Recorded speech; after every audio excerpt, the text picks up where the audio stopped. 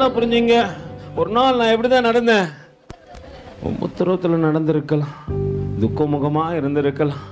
ஆனா நல்லா புரிஞ்சுக்க, எல்லாம் துக்கத்தையும் மாற்றத்தக்கதாக ஒரு காரியத்தை எங்க சங்கீதக்காரர் சொல்லப்பா, நான் உபத்திரம் படுவதற்கு முன்பாக வழி தப்பி தெரிஞ்சேன். இன்னைக்கு உபத்திரம் வந்துச்சு, என் வழி என்னன்னு தெரிஞ்சிச்சு. நல்லா புரிஞ்சிச்சா? எனக்கு உபத்திரம் வரலன்னு வச்சுங்களேன், நான் இன்னும் பாவத்தில் தான் இருந்திருப்பேன்.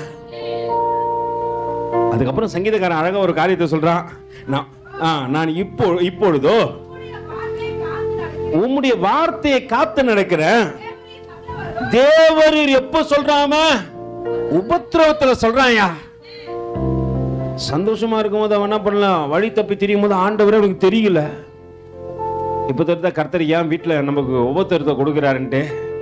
அப்போ தேவனை தேடுவோம். இப்ப சங்கீதக்காரன் சொல்லலாம், நான் அழிஞ்சு போல, கர்த்தர் நான் அழிய விடல, எல்லாரையும் பார்க்க வச்சாலும் என்னோடு கூட தேவன் இருக்கிறார். ஒருவேளை நான் வழி தப்பி திரியும் பொழுது என்ன கண்டிஷன் பண்ண ஒருத்தரும் இல்லை. இன்னைக்கு கர்த்தர் சொல்றாரு, எவனை தேவன் அதிகமா சிக்ஷிக்கிறாரோ அவன் மேல தேவன் என்ன பண்றாரு, அன்பா இருக்கிறாரு. தன் அன்பா இருக்கிற பிள்ளைகளை தான் தேவன் சிக்ஷிப்பாரு. நல்லா புரிஞ்சுங்க. எல்லாரையும் கேட்க மாட்டாரு. உலகத்தான் சந்தோஷமாகறான் அவனை ஏன் தேவன் கேட்க மாட்டாரு? அவனுக்கு பிள்ளையே இல்லை, அவருக்கு பிள்ளை இல்லாதவர் போய் அவர் எப்படி கேட்பாரு? சொந்த பிள்ளைங்களை கேட்கலாம்ப்பா, வழி தப்பி தெரியாதரா, பாவத்துல இருக்காதரா, ஒழுங்கா நடுறா அப்படின்னு சொல்லிட்டு சொல்லலாம். ஆண்டவர் எந்த மனுஷனை அதிகமா நேசிக்கிறாரோ அந்த மனுஷனை சிக்ஷிக்கிறாரு.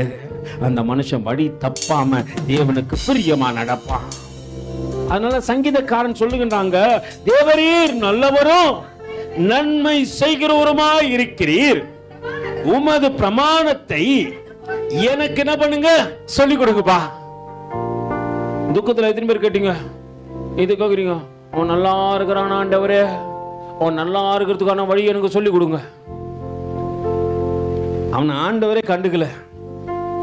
கர்த்தர் பார்க்காதவனை நீ என்ன பண்ணாத, பார்க்காத. உலகத்தான் சந்தோஷமா இருக்கிறான், ஏன் உலகத்தான பார்க்கிற? பரிசுத்தவான பாரு. யாரை பார்க்கணும்? பரிசுத்தவான பாரு. உன் வாழ்க்கை மாற்றப்படுது நல்லா தெரியும். சரி, இந்த 119ஆம் சங்கீதம் யார் எழுதுந்து? அல்லேலூயா. காலேப் எழுதினாரா? தாவீது எழுதினாரா? மோசே எழுதினாரா? சாலமோன் எழுதினாரா? அல்லேலூயா. நோவா தான் எழுதினாரா? அல்லேலூயா. நம்மளுக்கு வேதத்துல நிறைய ரகசியங்கள் தெரியல, தெரிஞ்சுங்க, தயவு செஞ்சு தெரிஞ்சுங்க. நான் ஒன்றும் உங்களை காட்டில அறிவாளெல்லாம் கிடையாது. முட்டாள்லயே முத ஆள் நான் தான். அல்லேலூயா. முட்டாள்லயே முத ஆள் நான் தான். சங்கீதக்காரனாகி தாவீது தான் எழுதின 119ஆவது சங்கீதத்தை. அவர் அனுபவம் உள்ள நீங்க எல்லா இடத்துலையும் பார்க்கலாம். அவர் சொல்றாரு, அவங்க அங்க அழகா நீங்க 65வது வசனத்தை பார்த்தீங்கன்னா, கர்த்தாவே உமது வசனத்தின்படியே என்ன பண்ணு. அங்க வசனத்தெல்லாம் கேட்டு கேட்டு நடந்தது யார் சொல்லுங்க? தாவீது தான் நடந்தாரு. உத்தம நிதானிப்பையும் அறிவையும் எனக்கு என்ன பண்ணுங்க, எதை நிதானிக்கணும்? நிறைய நேரத்தில் நிதானிக்க மாட்டோம், அப்படியே துள்ளி குதிக்கிற. பிரச்சனை வந்துச்சுன்னா என் கால் என்ன பண்ண மாட்டேங்குது. ஒரு சண்டை வந்துச்சுன்னா போதும், உடனே என்ன பண்றேன், என் வீரத்தை காட்டுறதுக்கு வெளியூருக்கு போயிடுறேன். அல்லேலூயா. அப்புறம் வெளிநாட்டுக்கே போயிடணும். நிதானப்ப அவன் கேட்கிறான், நிதானிப்ப கொடுங்க. சவுல் என்ன தருத்துறான், அவன் நிதானமா பேசுறான். சவுலை கொல்லுவதற்காக 2 சந்தர்ப்பங்கள் கிடைச்சது தாவீதுக்கு. தாவீது நிதானமா சொல்றான், பரிசுத்த ஆவியானவர் முன்குறித்தவர்கள் மீது நான் என்ன பண்ணக்கூடாது, கை போடக்கூடாது.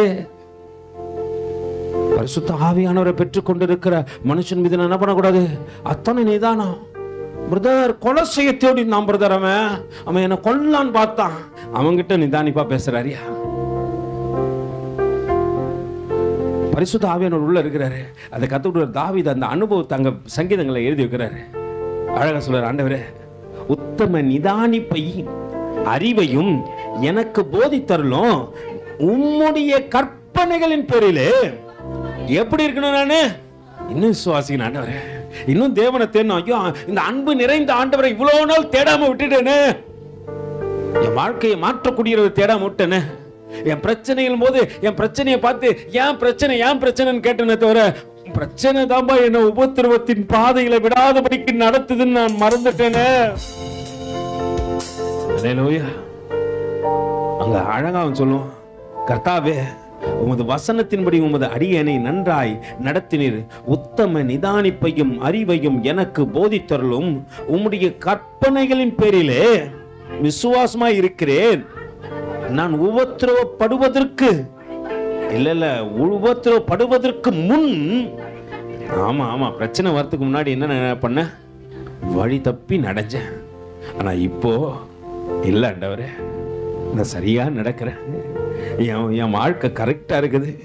ஒருவேளை வழி தப்ப கூடாதபடிக்கு இந்த உபத்திரவத்தை கொடுத்தது நீ என்பதை இப்ப அறிஞ்சு சொல்ற. கர்த்தர் நல்லவரே, கர்த்தர் நல்லவரே. சில நேரத்தில் உபத்திரம் வரும்போது நம்ம உடைஞ்சு போயிடுவோம். உடைஞ்சு போவாத, அதை கொடுத்தாருன்னா கர்த்தர் உன்னை நிதானிக்க வைக்கிறாரு. உன் பாதம் மாறக்கூடாதுன்னு தேவன் விரும்புறாரு. உன் வழிகள் தேவனுக்கு பிரியமா இருக்க வேண்டும் என்பதற்காகத்தான் அதை தேவன் அனுமதிச்சாரு. யோபுக்கு பிரச்சனையா வந்தது பிரதர். யோபுக்கு ஒரே பிரச்சனை, தாங்க முடியல. அந்த சைட்ல இருந்து ஒருத்தன் ஓடிறான், பிள்ளைகள் செத்து போச்சு. இந்த சைட்ல இருந்து ஒருத்தன் ஓடிறான், உன் கழுத ஆடு மாடெல்லாம் ஒருத்தன் எடுத்துன்னு போயிட்டான். இந்த சைட்ல இருந்து ஒருத்தன் ஓடிறான், எல்லாம் போச்சு. மனைவி ஒரு புறத்துல நிற்கிறா. உத்தம நிதானிப்போடு கூட யோபு பேசுகிறான், தேவனிடத்திலே நன்மையை பெற்றுக்கொண்ட நாம் தீமையை பெற்றுக்கொள்ள கூடாதோ? இது அனுமதிச்சதுக்கு காரணம் என்ன தெரியுமா? பெருமை எனக்குள்ள வந்துடக்கூடாது என்பதற்காக, இந்த காரியம் வழியை மாற்றிவிடக் கூடாது என்பதற்காக தேவன் எனக்கு கொடுத்திருக்கிறாரு. இந்த நேரத்தில் நான் என் தேவனை துதிப்பேன். கர்த்தாவே நீ ரொம்ப நல்லவர்ப்பா. எத்தனை பேர் இப்படி நிதானிச்சு இருக்கிறோம்? தேவ பிள்ளைங்க தான். நிதானம் இல்ல பிரதர், வாழ்க்கையில நிதானமே இல்லாம ஆழ்ந்துட்டோம். பதறின காரியம் சிதறுதுன்னு வேதம் சொல்லுது. வேதம் சொல்லுது, விசுவாசி என்ன பண்ணக்கூடாது, பதறான். ஒரு பிரச்சனை வந்துச்சுன்னா சபையை விட்டு ஓடுவேன் தபதபன்ட்டு. சபை என் கண்ணுக்கு தெரியாது, தேவன் எனக்கு தெரிய மாட்டாரு. அந்த பிரச்சனையை நான் முடிச்சிருவேன் பிரதர்ன்ட்டு அந்த பெரிய மலையை தூக்குறதுக்கு நான் ஓடுவேன். அல்லேலூயா. ஆண்டவர் சொல்றாரு, இந்த மலையை பார்த்து கொண்டு பேர்ந்து போய் நீ கடல்ல விழும். நீ விசுவாசத்துல சொல்லி பாரு, உனக்கு விரோதமா எழும்பி நிற்கிற காரியத்தை தேவன் எடுத்து போடுவார். உண்டாக்கினவர் அவரே. இந்த உபத்திரம் வந்ததுக்காக கர்த்தருக்கு நன்றி சொல்லு. நன்றி ஆண்டவரே, நீ நல்லவருப்பா, நீ நல்லவர். இல்லைன்னா நான் வழி தப்பி நடந்திருப்பேன். அல்லேலூயா. பிரச்சனை வரும்போது நின்னுட்டேன், என்ன பண்றதுன்னு தெரியல. ஆண்டவர் நிக்க வைக்கிறாரு, நீ தாண்டாத. பெரிய பிரச்சனை வரப்போகுது, நீ இந்த இடத்துல கொஞ்ச நேரம் நிதானித்து குழப்பத்துல நின்னு பாரு. ஆண்டவரும் பிரச்சனையை மாத்திட்டு உன்னை நடத்துவாரு. இஸ்ரவேல் ஜனங்கள் எல்லாரும் அப்பா யோர்தானை கடக்கணும், அது அத்தனை பிரவாகமாய் ஓடிக்கொண்டு இருக்கிறது. ஆண்டவர் அமைதியா இருந்துட்டாரு. யோசுவா கூட்டு சொல்றாரு, யோசுவா உன்னை கனம் பண்ணாத ஜனங்க இங்க இருக்கிறாங்க, நான் அறிவேன். அவர்களுக்கு முன்னாடி உனக்கு கனத்தை கொடுக்கறதுக்கு ஒரு காரியத்தை செய்றேன். மோசேயை கொண்டு செங்கடலை பிளந்ததை போல உன்னை கொண்டு இந்த யோர்தானை கடந்து இந்த ஜனங்களை நடத்துவேன். வழி தெரியாது நிக்கிறாங்க தெரியுமா? இவங்களுடைய வாழ்க்கையை மாற்றுவதற்கு ஒரு காரியத்தை செய்ய போறேன். நீ ஒரு காரியத்தை சொல்லு. ஆசாரியெல்லாம் எழுந்து உடன்படிக்கை பெட்டியை பிடிச்சு கொண்டு நீங்க வாங்கப்பா, யோர்தானிலே உன்னுடைய கால் படுகின்ற மாத்திரத்திலே அங்கு கரை புரண்டு ஓடின தண்ணீர் எல்லாம் குவியெல்லாம் ஒரு சரி நிக்க போது. இந்த ஜனங்களை எல்லாரையும் நடத்தி கொண்டு போறேன். அதுல ஒரு காரியம் புரிஞ்சுக்கோ, இந்த ஜனங்களும் உன்னை குறித்து புரிந்து கொள்வாங்க. இரண்டாவது, கடக்க முடியாதுன்னு ஒரு பாதையும் கிடையாது. என் கர்த்தரினோடு கூட இருந்தார்னா அது கரை புரண்டு ஓடுற பிரச்சனையா இருந்தாலும் என்னை கடக்க செய்ய அவர் வல்லவராய் இருக்கிறார் என்பதை ஜனங்க புரிஞ்சுப்பாங்க. வழி அடைப்பட்டு இருக்குதுன்னு சொல்லிட்டு துக்கப்படாத. உன் வழியிலே உன்னை காப்பதற்கும் அவர் ஆயத்தம் பண்ணின ஸ்தானத்திலே உன்னை கொண்டு போய் சேர்ப்பதற்கும் ஒரு தேவன் உன்னோடு கூட இருக்கிறார் என்பதை மறந்து விடாத. அல்லேலூயா. நல்லா புரிஞ்சுக்க. ஆண்டவரோட சொல்ல, ஆண்டவரே நீ இருக்கிற ஆண்டவரே, இந்த உபத்திரம் வந்தது நல்லது. அதனால்தான் ஆண்டவர் நான் வழி தப்பி தெரியாதபடி குரத்தில் நின்னுட்டேன். நான் நிற்கும் போது எனக்கு செய்ய வேண்டிய காரியத்தெல்லாம் நீங்க போய் செஞ்சீங்க ஆண்டவரே. பதறாத. எந்த இடத்துலயும் பதறின காரியம் நடக்காது. நம்ம அமைதியா தேவ சமத்துல முழங்கால் படிட்டு, ஆண்டவர் இதை மாத்துங்க, ஆண்டவர் இதை மாத்துங்கன்னு சொல்லி பாரு. கர்த்தர் நிச்சயம் மாத்துவார்.